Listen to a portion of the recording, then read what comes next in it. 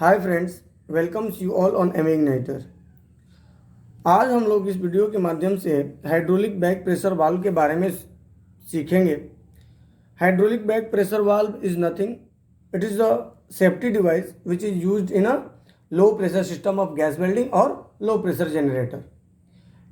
Hydraulic back pressure valve जो होता है वो फ्लैशबैक एरिस्टर की ही तरह वर्क करता है। जैसा कि हम लोगों ने देखा है, carbide to water type generator में फ्लैशबैक एरिस्टर लगा होता है, लेकिन water to carbide type generator, जिसे हम लोग लो प्रेशर सिस्टम कहते हैं या फिर लो प्रेशर जनरेटर कहते हैं, उसमें हाइड्रोलिक बैक प्रेशर वाल्व लगा होता है जो कि बैकफायर और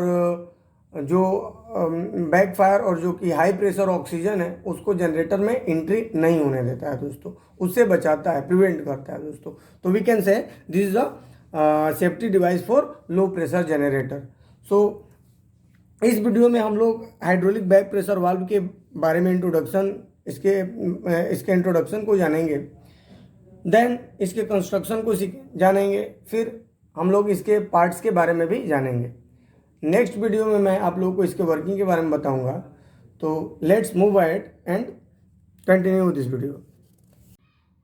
तो ये मैं आप लोग के लिए लिख रखा है हाइड्रोलिक बैक प्रेशर वाल्व के बारे में। आप लोग देख सकते हैं कि it is a safety device which is use to prevent the entry of high pressure oxygen और बैकफायर टू द जनरेटर।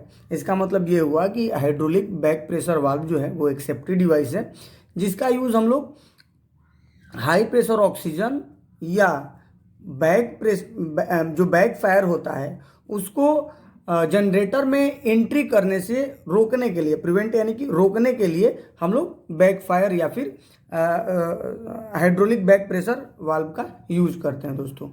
तो इसका यूज़ हम लोग उसी तरह से करते हैं जैसे हम लोग हाई प्रेशर सिस्टम में फ्लैशबैक एरिस्टर का करते हैं। जैसा कि आप लोग जानते हैं कि in a high pressure system, when we are looking for welding with high pressure system, we have to use flashback arrestor for the safety purpose.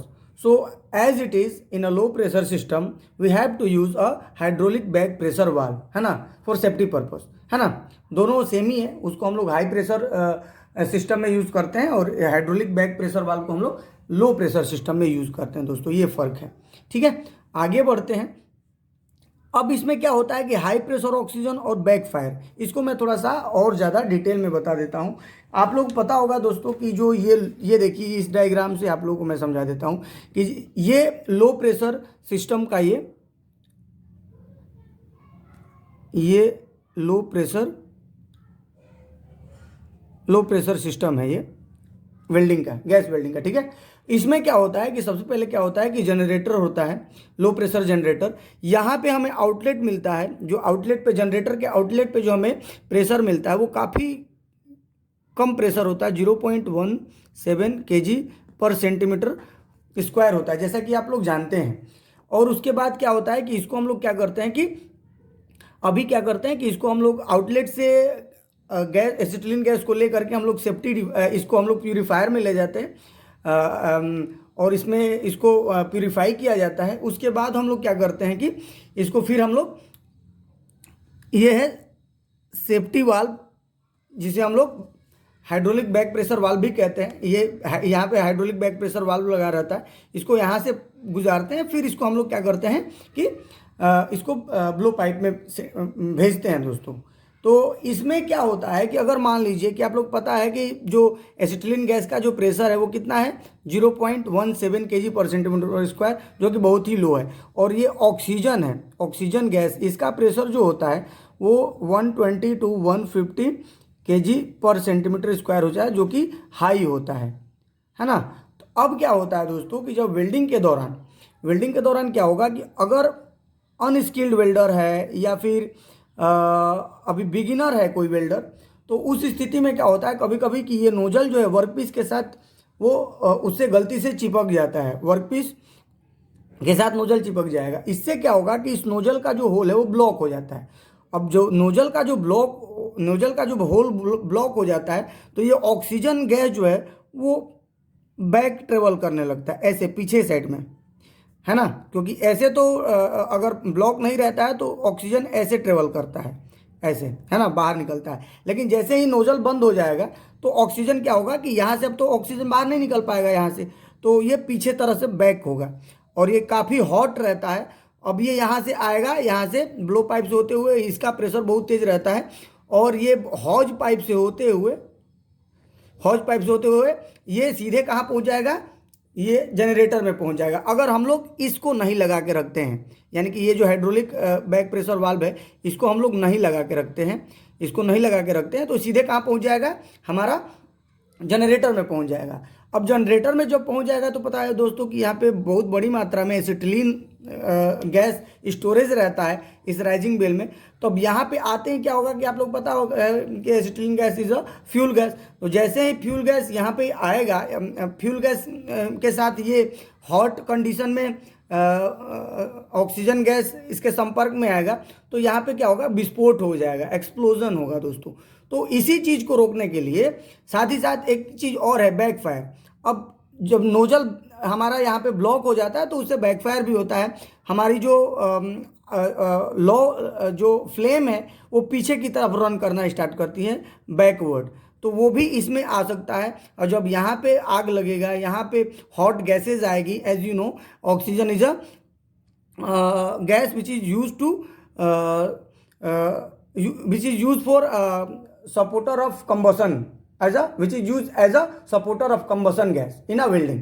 तो आप लोग पता है कि ऑक्सीजन गैस का यूज हम लोग सपोर्टर ऑफ कंबसन गैस के रूप में यूज करते हैं। तो यहाँ पे आएगा तो यहाँ पे इग्नाइट करवा देगा और यहाँ पे ब्लास्ट हो जाएगा, बूम से पकड़ेगा इसको और ब्लास्ट करेगा। तो इसी चीज़ को, इसी हजार्ड से बचने के लिए we have to use hydraulic back pressure valve दोस्तों, ठीक है।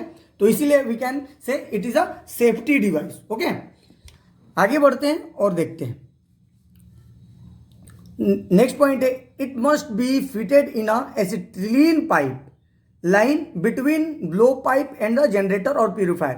कह रहा है कि इसको हम लोग एसिटिलीन पाइप लाइन में फिट करते हैं और ये हमेशा जनरेटर या फिर ब्लो प्यूरिफायर के बीच में लगा होता है ना, किसके आपका ब्लो पाइप और जनरेटर या फिर प्यूरिफायर के। तो देखिए दोस्तों, यहाँ पे देख सकते हैं कि ये देखिए, मैं इस डायग्राम से आप लोगों को समझा देता हूँ। ये देखिए यहाँ पे, तो ये हमारा जनरेटर हो गया, ये प्यूरिफायर हो गया। अब प्यूरिफायर के बाद हम लोग क्या करते हैं, यहाँ पे हम लोग हाइड्रोलिक बैक प्रेशर वाल्व लगा देंगे और यहाँ से आउटपुट लेंगे और इसको हम लोग क्या जोड़ेंगे, तो आपका इसके साथ हम लोग ब्लो पाइप के साथ जोड़ देंगे। ये ब्लो पाइप है, ब्लो। तो अभी क्या बोल सकते हैं, ये हमारा हाइड्रोलिक बैक प्रेशर वाल्व है। तो हम लोग क्या कर सकते हैं कि हाइड्रोलिक बैक प्रेशर वाल्व जो है वो किसके बीच में लगा हुआ है, ब्लो पाइप और ये प्यूरिफायर के बीच में। अगर कभी कभी ऐसा होता है दोस्तों कि प्यूरिफायर नहीं लगाते हैं तो उस स्थिति में क्या होता है कि हाइड्रोलिक बैक प्रेशर वाल्व जो है वो ब्लो पाइप और जनरेटर के बीच में होता है दोस्तों। ऐसे इसको हम लोग फिट करके रखते हैं लो प्रेशर सिस्टम में दोस्तों, ठीक है। तो इस तरह से हो गया हमारा, अभी हम लोगों ने जाना हाइड्रोलिक बैक प्रेशर वाल्व के बारे में। अब आते हैं इसके कंस्ट्रक्शन को, देखते हैं कि इसको हम लोग कैसे, इसका कंस्ट्रक्शन के बारे में हम लोग समझ लेते हैं। तो मैं यहीं पे कंस्ट्रक्शन लिख देता हूँ, construction.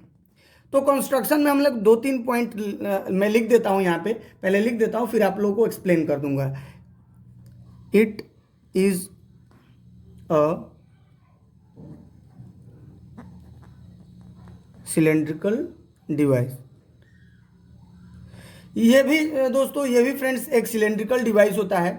As I told you in earlier video कि सिलेंड्रिकल शेप कैसा होता है, I have already explain in a last video, तो उसको आप लोग देख लीजिएगा। ये सिलेंड्रिकल डिवाइस है ना। दूसरा, अगर सिलेंड्रिकल डिवाइस है तो इसका अपना कुछ डायमीटर होगा, सिलेंड्रिकल इसका लेंथ होगा, तो वो मैं लिख देता हूँ,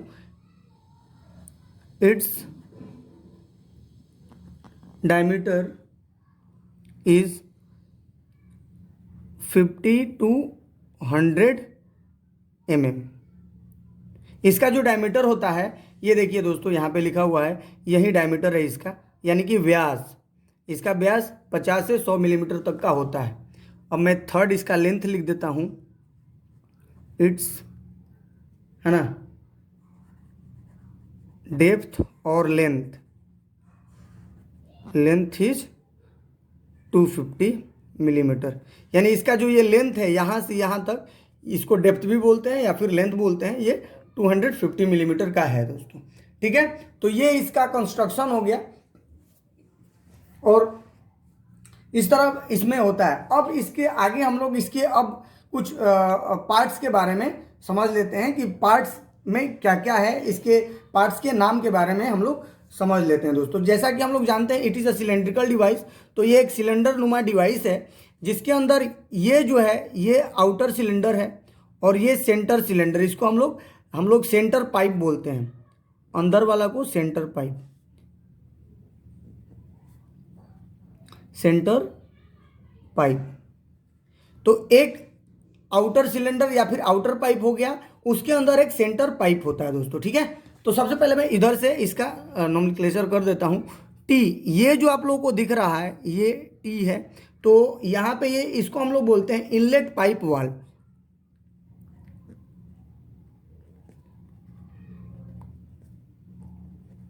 इनलेट पाइप वाल्व है, इसको हम लोग वेंट पाइप बोलते हैं, वेंट। आगे मैं जब बताऊंगा तो बताऊंगा कि वेंट पाइप क्या होता है। ठीक है, ये जो है ए, ये है आपका वाटर लेवल। ठीक है, यहाँ पे बफल प्लेट लगा होता है, ये आप लोग देख सकते हैं। यहाँ पे ये वाला जो रेड कलर का मैंने दिखा रखा है, it is a baffle plate and I have already discussed, है ना।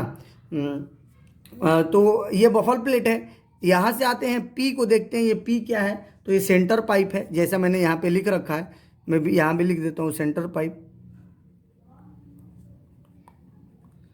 है। ये भी आप लोगों को वाटर मतलब कि ये वाटर लेवल ही है, लेकिन यहाँ पे नल लगा हुआ है। जैसे ही इससे पानी ज़्यादा होता है, इस नल से हम लोग पानी को ड्रेन करके वाटर का लेवल मेंटेन कर देते हैं। तो इसको भी मैं वाटर लेवल कर देता हूँ फॉर ड्रेन।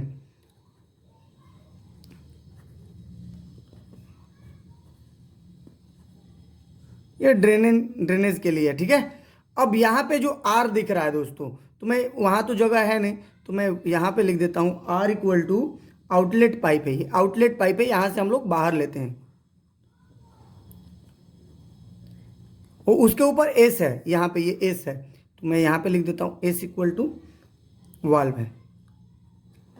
दोस्तों मैं इसका सारे पार्ट्स का नाम इसलिए बता दिया कि एग्ज़ाम में क्या होता है कि क्या करता है कि डायग्राम देता है। आप लोग के जो एग्ज़ाम होता है उसके दृष्टिकोण से बहुत ही इम्पोर्टेंट है हर एक मशीन का के पार्ट्स का नाम जानना। It is a very important for exam point of view. So इसको आप लोग बढ़िया से याद कर लीजिएगा, इसको समझ लीजिएगा। आज की इस वीडियो में इतना ही। नेक्स्ट के वीडियो में मैं आप लोगों को इसके वर्किंग प्रिंसिपल के बारे में बताऊंगा कि how to work during the welding and cutting. So इस वीडियो में इतना ही। Thank you for your kind attention.